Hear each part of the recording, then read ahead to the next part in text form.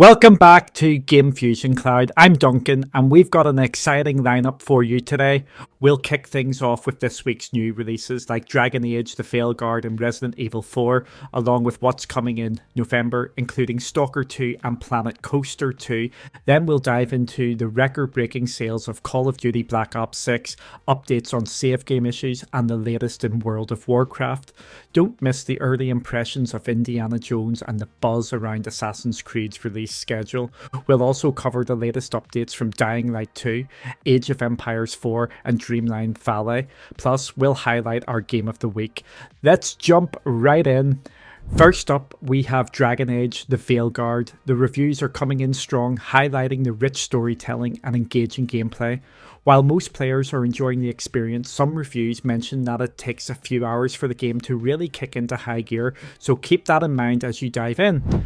Next, Resident Evil 4 makes its highly anticipated debut on GeForce NOW. Step into the shoes of Leon S. Kennedy as he embarks on a mission to rescue the president's daughter from a terrifying European village.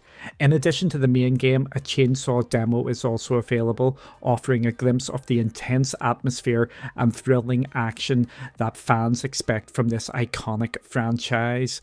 In related news, Capcom has reported impressive sales figures, with over 50% of its games sold during the first half of the current fiscal year being on PC.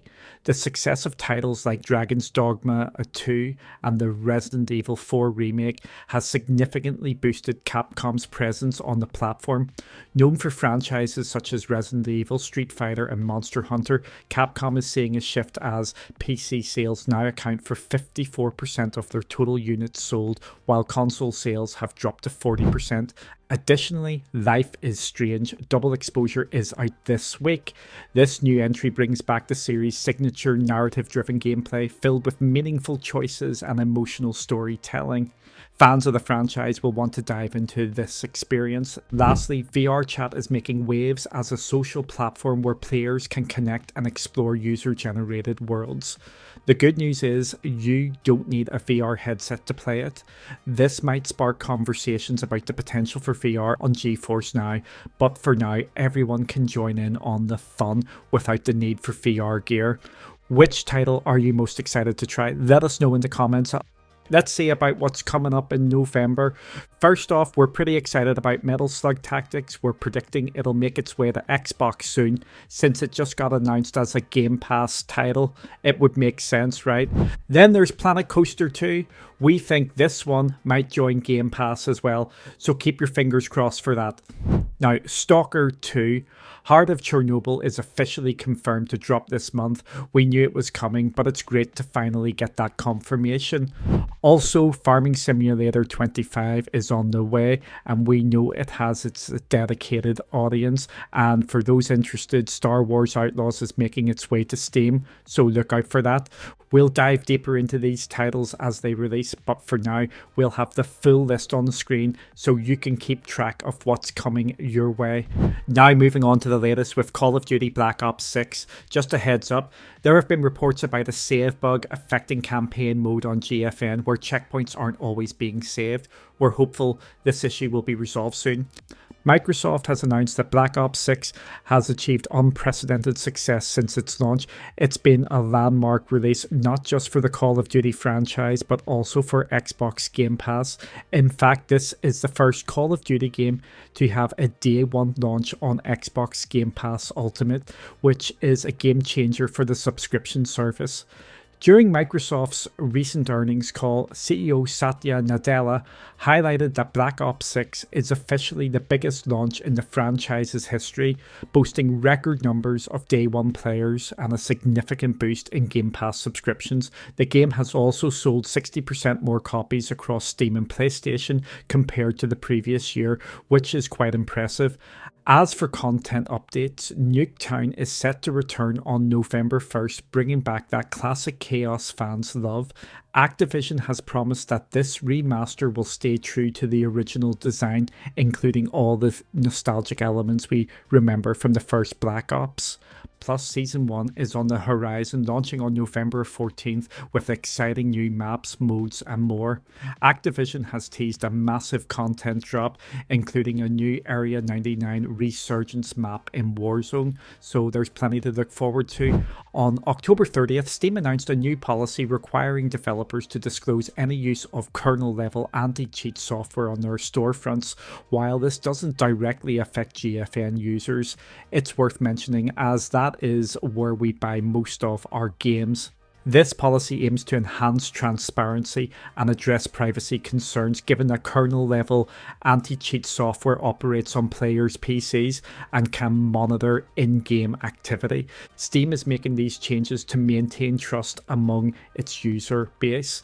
While it's still unclear how this will impact developers and older titles, it's an important step in ensuring players are informed.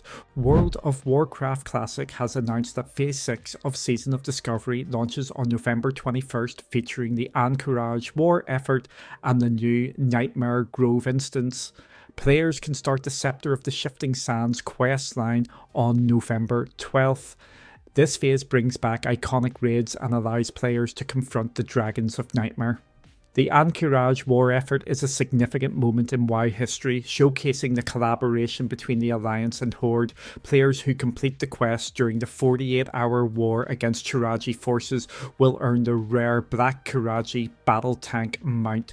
Indiana Jones and the Great Circle has been confirmed for GFN, and it just received a round of previews. You can check out various YouTube channels and websites for impressions. The feedback so far has been generally very positive, and I can't wait to dive into this adventure. Plus, it will be available on Game Pass when it launches in December. Reports from reliable insider Tom Henderson suggest that Ubisoft plans to release a new Assassin's Creed game every 6 months for the next decade. While the franchise has faced some challenges recently, with Assassin's Creed Mirage receiving mixed reviews and Assassin's Creed Shadows pushed back to February 2025, Ubisoft still sees the series as a money-making powerhouse. Henderson highlighted that there are currently multiple titles in development, including Shadows, Invictus, Hexy, and a Black Flag remake. If Ubisoft follows through on this ambitious plan, we could see up to 20 new Assassin's Creed games by 2030. However, whether they can sustain this output remains to be seen. Staying with Ubisoft, they have released a new blockchain game, Champions Tactics Grimoria Chronicles, but it is not currently available on GFN. The game requires players to link a blockchain wallet to their accounts and purchase characters using in-game currency or cryptocurrency, leading to some backlash from the community. Given the mixed reception of blockchain games, will we see this title make its way to GFN in the future? It's a question worth considering as Ubisoft continues to explore this space. Total War. Warhammer 3 has received a new update that introduces a host of features, including the addition of the Graveguard halberds as a new unit designed for monster hunting. The update also reworks the mercenary recruitment system for the Ogre Kingdoms, allowing for increased unit caps and improved availability. Players can now carry surplus research points over to future research items, and 22 new magic items will be available as post-battle loot. Dying Light 2 has brought back the popular Tower Raid Halloween Run mode with the recently released update, which is available until November 20th. This mode transforms the game into a roguelike experience featuring a new final boss, 3 additional floor types, and Halloween-themed characters, each with unique traits and play styles. Players can use special perks to gain buffs during the dungeon crawl, adding an extra layer of strategy to this fan favourite mode. PalWorld has released its Halloween update, introducing 4 free spooky skins for players, including Halloween Cativa and Pirate Pengulet, along with various bug fixes and improvements. This update also increases the text chat character limit in multiplayer mode, allowing for longer messages between players. Exciting news for Age of Empires 4 fans. A new DLC is coming in 2025, which was recently announced during the game's 3rd anniversary celebrations. Since its launch in 2021, Age of Empires 4 has become a favourite among RTS players, and we can expect some new civilizations to join the fray with this expansion. Remember, it's also available on Game Pass, so it's a great time to jump in and enjoy all the updates, including the recent Season 9, which has added a Halloween event and new game modes. Exciting news for Disney fans. Disney Dreamlight Valley is set to release its DLC, Storybook Veil, in 2 parts, starting with the first part on November 20th. Players can look forward to exploring a new land and teaming up with Merida and Flynn Rider to save the biomes from Hades using the Royal Rod. This is available on Game Pass on GFN, so if it is tempting you, there is no excuses. Epic Mickey. Rebrush just got a fresh update that fixes some pesky issues and enhances the graphics and audio. They've sorted out those annoying side quest bugs and even added a ZERTY keyboard support. The remake has been received much better than the original. This week, our game of the week is Deliver Us the Moon. In this thrilling adventure, you play as an astronaut on a mission to save humanity by exploring a desolate moon. The game combines stunning visuals with a gripping story, and you'll need to solve puzzles and navigate zero-gravity challenges to uncover the mysteries of the lunar landscape. And hey, don't forget to check back tomorrow for a separate video, because there's a big sale happening on Steam that you won't want to miss. Thanks for tuning in.